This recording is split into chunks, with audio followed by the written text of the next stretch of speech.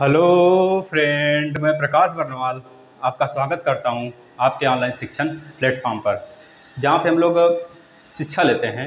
ये एक ऐसी जगह है दोस्त, जहां पे लोगों को आना चाहिए। जैसे आप लोग मंदिर जाते हैं, जब मंदिर जाते हैं पूजा करते हैं, वह एक पवित्र धाम होता है ना।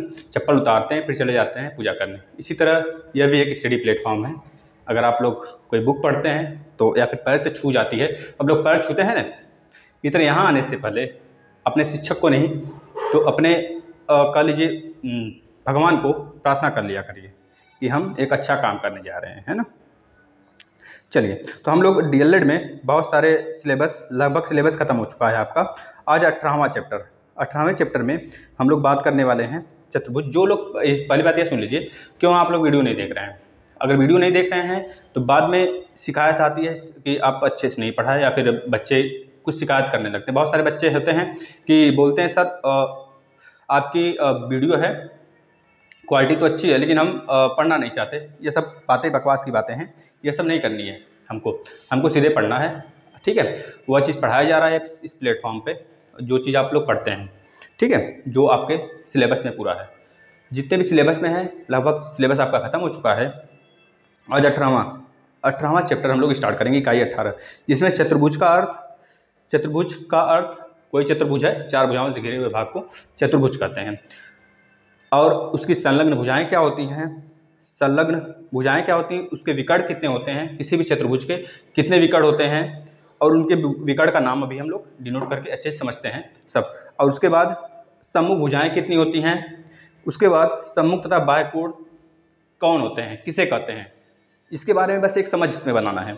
इस चैप्टर को आज ही खत्म कर देना है, क्योंकि बस इसमें इसी के बारे में जानना है। सम्मुख भुजा, बाह्य कोण, अंतःकोण, संलग्न भुजाएं, उसके बाद आपका दोनों अंतःकोण, बाह्य कोण, संलग्न भुजाएं, और उसके बाद आपका कितनी भुजाएं होती हैं, इसी सब के बारे में बस जनरल चीज़ें जानना है। जैसे कि आप लोगों को पता है दोस्त, चतुर्भुज आप लोग जानते होंगे। एक ये मोबाइल लिए हैं हम, देखिए ये मोबाइल है, ये चतुर्भुज आकार का है कि नहीं, इधर इधर इधर, मतलब चार भुजाओं से घिरी हुई आकृति आप लोग बहुत ज़्यादा देखे होंगे। मोबाइल लिए होंगे, लैपटॉप लिए होंगे, लैपी, और आप डस्टर देख लीजिए मेरा सामने से, देखिए चतुर्भुज है कि नहीं, 1 2 3 4।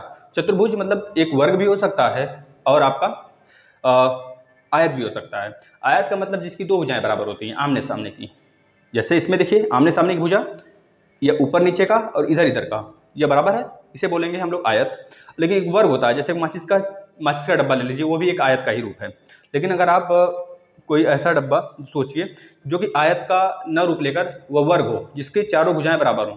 जैसे कोई अगर टॉफ़ी आती है, कोई भी टॉफ़ी ले लीजिए, या फिर आप कोई बक्सा देख लीजिए जिसकी चारों भुजाएं बराबर हों, या फिर कोई टीना वगैरह आता है तेल वाला, हाँ याद आ गया, टीन का जो तेल आता था पहले, कड़ुए का तेल जिसे मस्टर्ड ऑयल बोलते हैं, वह आता था जिस डब्बे में, उस डब्बे का आकार देखिए आप लोग कैसा है।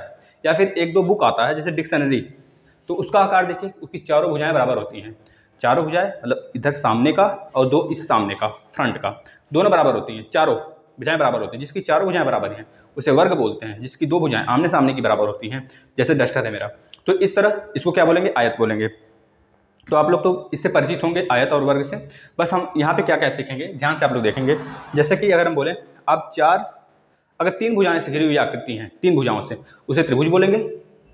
जैसे कि आप लोग पिछले चैप्टर में स्टडी कर चुके हैं, पढ़ चुके हैं, तीन भुजाओं से घिरी हुई आकृति को हम लोग त्रिभुज बोलते हैं, जिसके अंदर का जो एंगल होता है सबका योग 180 डिग्री होता है, उसे हम लोग त्रिभुज बोलते हैं। उसी तरह किसी भी आयत का या फिर किसी भी वर्ग के अंदर का जितना भी कोण होता है, अंतःकोणों का योग 180 ना होकर कितना होना चाहिए बताइए, 360 होना चाहिए। हाँ, 360 होना चाहिए अंतःकोणों का। जैसे अगर हम बना दें एक चतुर्भुज, देखिए यह चतुर्भुज बना हुआ है। आप लोग दोस्त अच्छे से पढ़िए, यहाँ पे अच्छे अच्छे कंटेंट्स, जितने भी कंटेंट्स दिए जा रहे हैं आपके हित के लिए दिए जा रहे हैं। आप लोग देखिए, शेयर करिए, उन तक पहुँचाइए जो लोग नहीं पढ़ पा रहे हैं, है ना।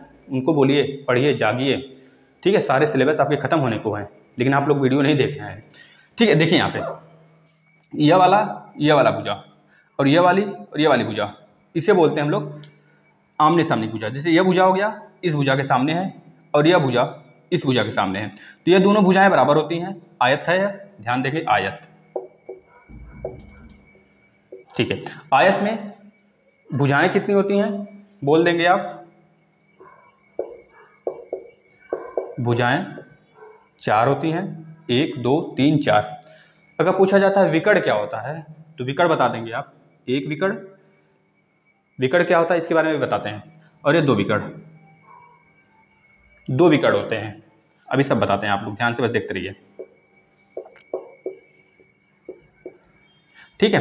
अगर पूछा जाता है संलग्न भुजाएं कितनी हैं, संलग्न भुजा मतलब परपेंडिकुलर, जैसे एक यह भुजा है, इस पे एक परपेंडिकुलर है, तो ऐसे आपको कितनी नजर आ रही, एक यह और एक यह। इन दोनों को काट के अलग कर दें, देखिए इस टाइप का कोई संरचना बनेगा। अब इन दोनों को मिला दें तो यह बन जाएगा। इसको ला के ऐसे इसमें जोड़ दें। आप लोग एक गेम भी खेलते होंगे तोड़ो जोड़ो, जिसमें ला के ऊपर छोटी वाली नोकिया मोबाइल में रहता है गेम, वो आके धीरे धीरे सेट होता है। डब्बे के आकार का चौकोर आता है, त्रिभुजाकार आता है, बेलन के आकार का आता है, वो आगे सेट हो जाता है। जब सेट हो जाता है तो हमारा गेम ओवर हो जाता है, नया लेवल आ जाता है। बस उसी तरह हम लोग इसको काट के इधर वाला अलग कर लिए, ऊपर वाला काट के अलग कर लिए, दोनों को जोड़ देंगे तो यह वाला आकृति बनेगी। बस वही सेम है। तो यह भरा बन के निकल रहा है चतुर्भुज। इस चतुर्भुज में बोला जाता है कितनी संलग्न भुजाएं होंगी, तो एक यह और एक यह, 2 संलग्न भुजाएं। कितनी संलग्न है,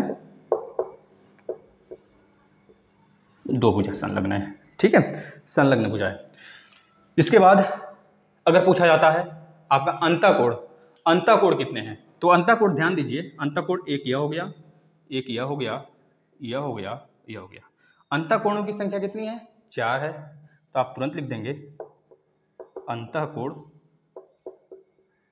4 हो जाएंगे। अब इसके बाद बाह्यकोण, यह वाला बाह्यकोण, यह हो गया, यह एक 2 3 4। जो बाहर बना हुआ कोण है, जैसे अगर ये 90 का बनता है तो यह हमारा कितने का बनेगा, क्योंकि यह पूरा एक सर्कल है ना। जैसे कि अगर हम यहाँ ऐसे बना दें, अगर यह हमारा 90 का है तो यह वाला कितने का होगा, पूरा अगर सर्कल या पूरा अगर घुमा दें ऐसे तो ये 360 का होता है, आपको पता होगा। पूरा डिग्री घुमा दें, जैसे कि हम लोग पिछले चैप्टर में डिस्कस किए हुए हैं इसके बारे में, आप लोग देखिए उसको अगर नहीं देखे हैं तो। ये पूरा 360 डिग्री का है।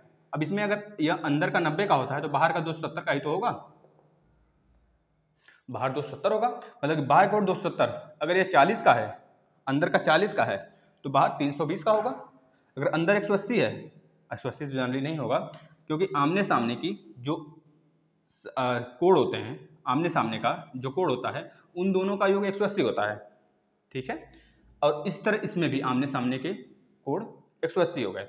इस तरह 180 180 360 पूरे चतुर्भुज में जो भी संरचना चतुर्भुज की बनेगी, जैसे हम लोग पीछे देखे थे ट्रेपेजियम के बारे में पढ़े थे, ट्रेपेजियम के बारे में पढ़े थे। ट्रेपेजियम का मतलब जिसकी पैरेलल साइड इक्वल होती हैं, पैरेलल साइड, ये वाला संरचना हम लोग पढ़े थे ना। पूरे इस पे इसका फॉर्मूला निकाले थे, हाइट वाला, जो इसका एरिया का निकाले थे, 1/2 पैरेलल साइड का योग इंटू h, इस तरह इसका फॉर्मूला एरिया का था ना। तो बस इसमें देखिए ये वाला पैरेलल है और ये वाला हाइट, इसमें भी 4 भुजाएं हैं, तो इसमें भी 360 डिग्री का ही एंगल बनेगा। यह भी एक चतुर्भुज ही है, ठीक है, यह भी एक चतुर्भुज है। तो इसमें संलग्न भुजाएं हो जाएंगी आपका यह वाला और यह वाला संलग्न भुजा हो जाएगी। जैसे कि देखिए एक इसको ले लीजिए, चाहे इसको ले लीजिए, इसको ले लीजिए, चाहे इसको ले लीजिए, तो ये संलग्न भुजाएं हो गई, ठीक है। संलग्न भुजा 2 हो गई। इसके बाद भुजाएं 1 2 3 4 इसमें भी है, विकर्ण 1 2, इसमें 2 संलग्न भुजाओं को मिलाने वाली लाइन को ही विकर्ण बोलते हैं। इस तरह इसको पता कर लीजिए, आप लोग नोट कर लीजिए कॉपी पर। और अंतःकोण इसमें भी 4 हैं, 1 2 3 4। बाह्यकोण, बाह्यकोण के बारे में देख लेते हैं। बाह्यकोण भी इसमें 4 ही होंगे, इधर वाला देख रहे हैं। बाह्यकोण कितने हो गए, 4 हो गए बाह्यकोण। इसके बारे में आप लोग पता होगा, बाह्यकोण 4 हो गए, अंतःकोण 4 हो गए। इसके बाद देख लेते हैं और कुछ है कि नहीं आपके सिलेबस में, जो है सब यहाँ पे बताया जाएगा, ध्यान से देखेंगे। चतुर्भुज की शीर्ष, हाँ शीर्ष देख लेते हैं। शीर्ष कितने हैं, देखिए 1 2 3 4। शीर्ष क्या होते हैं, शीर्ष का मतलब एक ऐसा शीर्ष मतलब ऐसा पॉइंट जहाँ पे 2 भुजाएं, 2 या 2 से अधिक भुजाएं आके मिलती हैं, उसे हम लोग शीर्ष कहते हैं। जैसे अगर त्रिभुज में हम लोग पढ़े होंगे, आप लोग पढ़े होंगे त्रिभुज में कितने शीर्ष हो गए, देखिए यहाँ पे 2 भुजा मिल रही है, यहाँ पे 2 भुजा मिल रहा है, यहाँ पे 2 भुजा मिल रहा है, मतलब त्रिभुज में 3 शीर्ष हुआ है, 1 2 3, जिसे चोटी बोलते हैं, जिसे वर्टिसेस बोलते हैं हम लोग इंग्लिश में। इसी तरह चतुर्भुज में भी कितने शीर्ष हो गए, 1 2 3 4, जहाँ पे दो या दो से अधिक भुजाएं आके मिलती हैं उसे हम लोग क्या बोलते हैं, शीर्ष बोलते हैं। तो ये आपका चोटी कितने हो गए, शीर्ष कितने हो गए, आप लोग लिख देंगे, शीर्ष 4 हो गया। किसी भी चतुर्भुज में शीर्ष 4 होता है। इसके बाद संलग्न भुजा भी हो गई, सम्मुख भुजा। हाँ, सम्मुख भुजा। अब देखिए सम्मुख भुजा 1 2, सम्मुख भुजा कितना है, यह वाला लाइन इसके पैरेलल है और यह वाला इसके पैरेलल है। मतलब सम्मुख भुजा कितना हुआ, एक तो यह जोड़ी बन गया, एक तो यह जोड़ा बन गया, 2 जोड़े हो गए। मतलब कि सम्मुख भुजा कितनी है, सम्मुख भुजा अगर आप पूछा जाए तो सम्मुख भुजा आप लोग बता देंगे, सम्मुख भुजा 2 आ जाता है, 2 जोड़ी यानी कि भुजाएं तो 4 हैं, लेकिन सम्मुख भुजा की बात किया जाएगा तो 1 और 2, सम्मुख भुजा 2 हो गया। इसके बाद सम्मुख कोण की बात, वही सम्मुख कोण या फिर सम्मुख कोण। सम्मुख कोण कितने हो गए, एक यह, सम्मुख कोण भी 2 हो गया। उसके बाद हाँ, इतनी चीज़ें अगर आप लोग जान जाते हैं तो हम लोग कुछ एक्स्ट्रा करने की कोशिश करते हैं।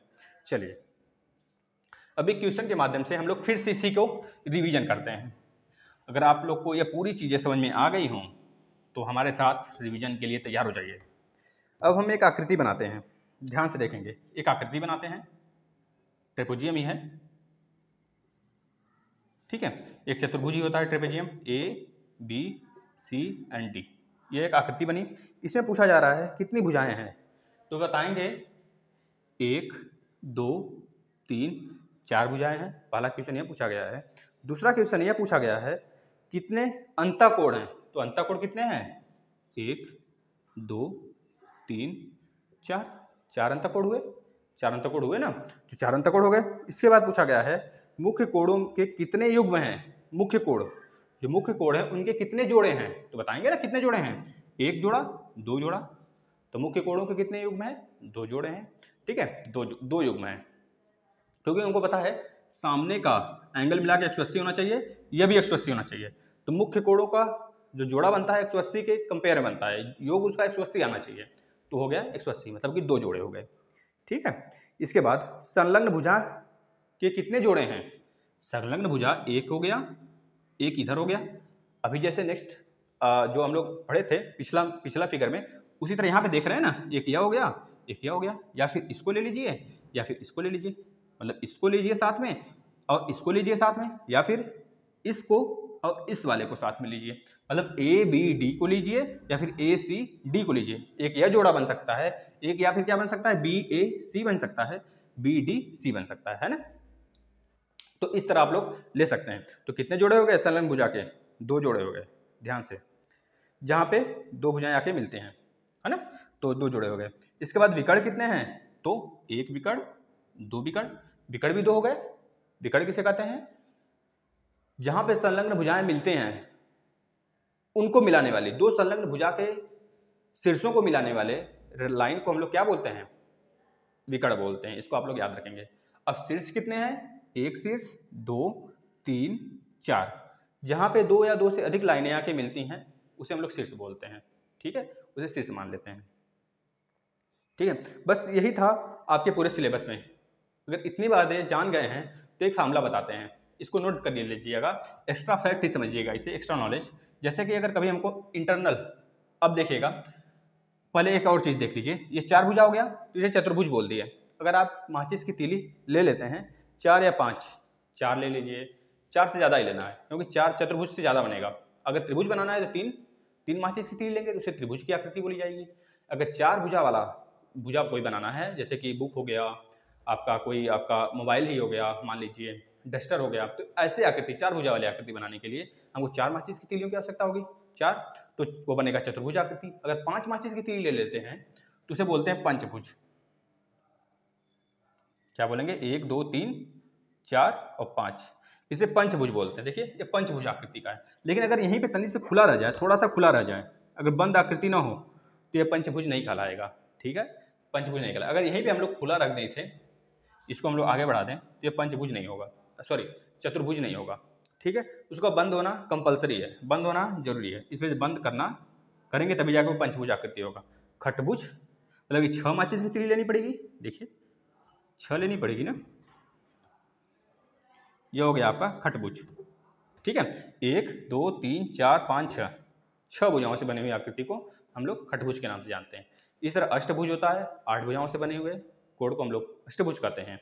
ठीक है, अगर यह सारी चीज़ें आप लोग जान गए हैं तो हम एक थोड़ा सा एक्स्ट्रा नॉलेज आप लोग को देते हैं, जो कि बहुत सारे एग्जाम्स में वगैरह में पूछा जाता है।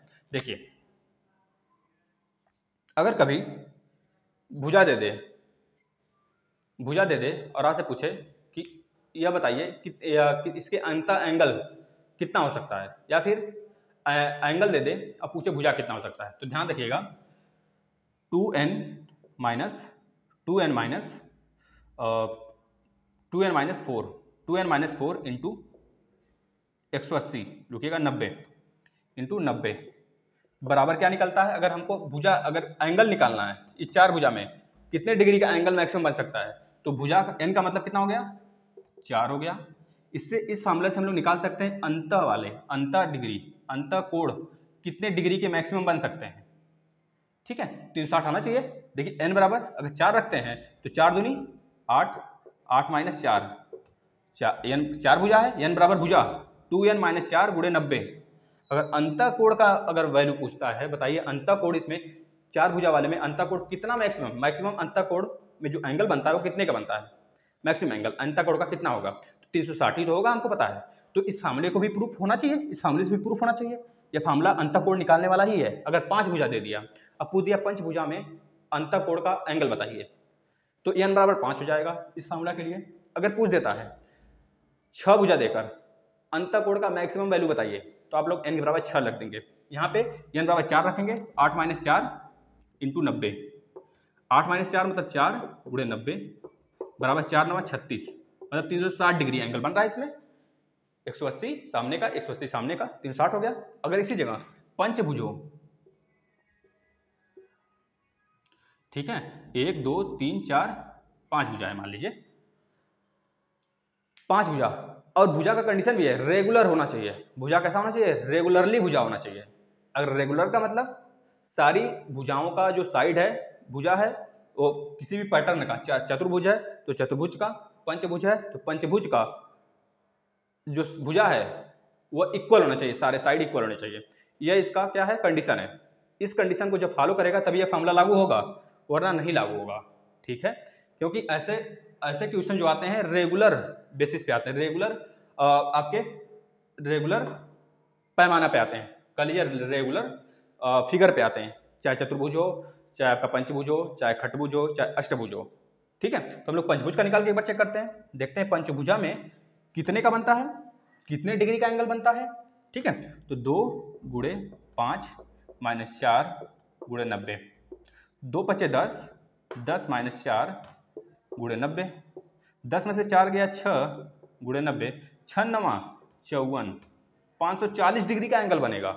किसमें, अंतःकोण में 540 डिग्री का एंगल बनेगा, इसको याद रखेंगे। ठीक है, अगर यही आ जाता है खटभुजा में, खटभुज में 6 भुजाओं वाले में, तो 6 भुजा वाले में देख लीजिए 2n माइनस 4 इंटू 90, n के बराबर 6, तो 2 गुणे 6 माइनस 4 गुणे 90, 2 छक्का 12, 12 माइनस 4 8, 8 गुणे 90, 8 9 72, मतलब कि 720 डिग्री का एंगल बनेगा खटभुज में। इस तरह अठभुज का भी निकाल सकते हैं, ननभुज का भी निकाल सकते हैं। ठीक है, अगर आपको पता चल गया, मान लीजिए इस पूरे चतुर्भुज का एंगल कितना आ रहा है, चतुर्भुज वाले रेगुलर चतुर्भुज में 360 डिग्री आ रहा है एंगल अंतःकोण। अब आपको पता करना है बाह्य भुज का कोण कितना होगा, तो आप लोग क्या करेंगे, 1 2 3 4 से भाग दे देंगे, 4 9 36, 90 डिग्री आ गया। अब 90 डिग्री एक का आया, तो आपको पता है ये पूरे एंगल कितना बनता है, पूरा अगर सर्कल होता है 360 का बनता है ना, 360 का बनता है, तो 360 में से माइनस कर देंगे 270, ये बाह्य कोण कितना का आ जाएगा, एक का 270 डिग्री आ जाएगा। तो इस तरह हम लोग सारी भुजाएं फाइंड कर सकते हैं, चाहे बाह्य भुजा हो चाहे अंतःभुजा हो। आज हम लोग क्या सीख लिए, चतुर्भुज के बारे में, भुजा कितनी होती है एक चतुर्भुज का, भुजा क्या होता है। ठीक है, 4 भुजाओं से मिलकर हुई आकृति को, मिलकर बनी हुई आकृति को हम लोग क्या कहते हैं, चतुर्भुज कहते हैं। उसमें कितनी संलग्न भुजाएं होती हैं, तो 2 संलग्न भुजाएं होती हैं। उसके विकर्ण कितने होते हैं, तो 2 होते हैं विकर्ण, जो कि संलग्न भुजा को मिलाते हैं, संलग्न भुजा, जैसे यह और यह, इनको मिलाने वाली लाइन को हम लोग क्या बोलेंगे? विकर्ण बोलते हैं। संलग्न, दो संलग्न भुजाओं को मिलाने वाली लाइन को हम लोग विकर्ण बोलते हैं। किसी भी चतुर्भुज में दो विकर्ण होते हैं, वर्ग हो या फिर चतुर्भुज हो, मतलब चतुर्भुज का मतलब आयत, आयत हो या फिर वर्ग हो, दोनों में से कोई हो, उसका कंडीशन सेम फॉलो होगा। उसमें सेम संलग्न भुजाएं होंगी, सेम उसमें आपका कह लीजिए भुजा होगा, बराबर भुजा होगा, और बराबर विकर्ण होंगे, बराबर शीर्ष होगा। शीर्ष 4 होता है आपका आयत में भी, वर्ग में भी, और आपका बाह्य एंगल मतलब कि बाह्य कोण भी 4 ही होगा, आयत में भी और आपका वर्ग में भी। इसी तरह अंतः कोण भी 4 ही होगा, आयत में भी और वर्ग में भी। तो इतनी सारी चीज़ें हम लोग सीखे। आज अगर आप लोग इतनी सारी चीज़ें सीख गए तो ये चैप्टर फिनिश है ना, ये चैप्टर फिनिश। और हम लोग एक्स्ट्रा नॉलेज भी देख लिए, खटभुज कैसे बनता है, चतुर्भुज कैसे बनता है, पंचभुज कैसे बनता है, ठीक है, अष्टभुज कैसे बनता है, 8 भुजाओं से मिलके बनी हुई आकृति को अष्टभुज कहते हैं। उनका एंगल निकालने का फार्मूला क्या होता है? 2n-4 ब्रैकेट में इंटू बाहर गुणा करके 90 लिख देंगे। एक बार फार्मूला आप लोग फिर से नोट कर लीजिए, 2n-4 इंटू 90। ये भी किसी भी चतुर्भुज का, किसी भी कह लीजिए आपका बहुभुज का, चाहे चतुर्भुज हो, चाहे खटभुज हो, चाहे पंचभुज हो, चाहे अष्टभुज हो, चाहे ननभुज हो, ठीक है, चाहे एकादश भुज हो, 10 भुजाओं वाले का भी निकाला जा सकता है इससे। उसके अंतः कोण को निकाला जा सकता है। अंतः कोण निकल जाएगा तो डिवाइड कर देंगे, डिवाइड करने के बाद आपका जो भुजा आएगा उसको माइनस कर देंगे। माइनस कर देंगे किससे? 360 से। 360 से माइनस कर देंगे तो बाह्य एंगल निकलता चला जाएगा, बाह्य कोण निकलता चला जाएगा, बाह्य कोण के बारे में पता चल जाएगा, है ना। तो आज आप लोग बहुत सारी चीज़ें सीखें। अगर सीखें, अच्छा लगता है सारे क्लासेस हमारे, तो आप लोग इसको लाइक करिए और ज़्यादा से ज़्यादा लोग को शेयर करिए दोस्त, क्योंकि बहुत ज़रूरी है आप लोग का हम लोग को हेल्प बहुत ज़्यादा चाहिए। आप लोग जितना ज़्यादा शेयर करेंगे उतना अच्छा रहेगा। और बाकी कॉन्स्टिट्यूशन का भी वीडियो स्टार्ट हो गया है, आप लोग देख सकते हैं। कॉन्स्टिट्यूशन, संविधान का पूरा जनरल चीज़ें हर एग्जाम के लिए पीसीएस के लेवल तक का स्टार्ट हुआ है, आप लोग देखिए, बहुत ज़रूरी है, ठीक है। संविधान सभा बन गया है, संविधान सभा पे वीडियो आप लोग वहाँ पे जाके देखिए। आप लोग का अगर किसी दूसरे एग्जाम की तैयारी कर रहे हैं, बड़े एग्जाम की, जैसे पीसीएस हो गया, रेलवे हो गया, और बाकी आप जहाँ पे जीके आते हैं, हर टाइप के जीके जहाँ पे आते हैं, ज्योग्राफी से या फिर कॉन्स्टिट्यूशन से, संविधान से, वहाँ पे आके आप लोग प्लेलिस्ट में आके देखिए, क्योंकि ज्योग्राफी पे 10 के करीब वीडियो जा चुकी है, 9-10, आप लोग वहाँ पे जाके देखिए। और अवार्ड, जितने भी अवार्ड होते हैं, भारत रत्न हो गया, ऑस्कर अवार्ड हो गया, नोबल अवार्ड हो गया, सबके बारे में वीडियो जा चुका है। और करंट मैम द्वारा बनाया जा रहा है, आप लोग जैसे देखते हैं, मैम द्वारा बनाया जा रहा है, हम बना रहे हैं कुछ करंट, उसको देखिए, आप लोग फॉलो करिए, सारे वीडियो फॉलो करिए, बहुत ज़रूरी है, ठीक है। फॉलो करेंगे, देखेंगे, क्योंकि अब आपको पता है कॉमन एलिजिबिलिटी टेस्ट आ गया, तो सब कुछ पढ़ना पड़ेगा। सब कुछ का मतलब एवरीथिंग, सब कुछ, क्योंकि उसमें अच्छा आपका जो रैंकिंग होगा तभी जाके आप किसी भी जॉब में एलिजिबिलिटी हो पाएंगे, एलिजिबल हो पाएंगे किसी भी जॉब के लिए। तो फिर दूसरा कोई लेते चला जाएगा जिसका जीके स्ट्रांग होगा। तो इस वजह से जीके बहुत ज़रूरी है, जीके, मैथ, रीजनिंग, हर सब कुछ पढ़िए ना, ठीक है। तो आप लोग पढ़िए और वीडियो को ज़्यादा से ज़्यादा शेयर करिए दोस्त। ये सब आपके लिए ही है। आज के लिए धन्यवाद, मिलते हैं नेक्स्ट सेशन में अगले 19वें चैप्टर के साथ। आज आपका 18वां इकाई खत्म हो गया, 19 इकाई, 19 और 20, बस 2 ही चैप्टर बचा हुआ है, दोनों 2 दिन या 3 दिन लगेंगे, लगभग खत्म हो जाएंगे, ठीक है। थैंक यू दोस्त।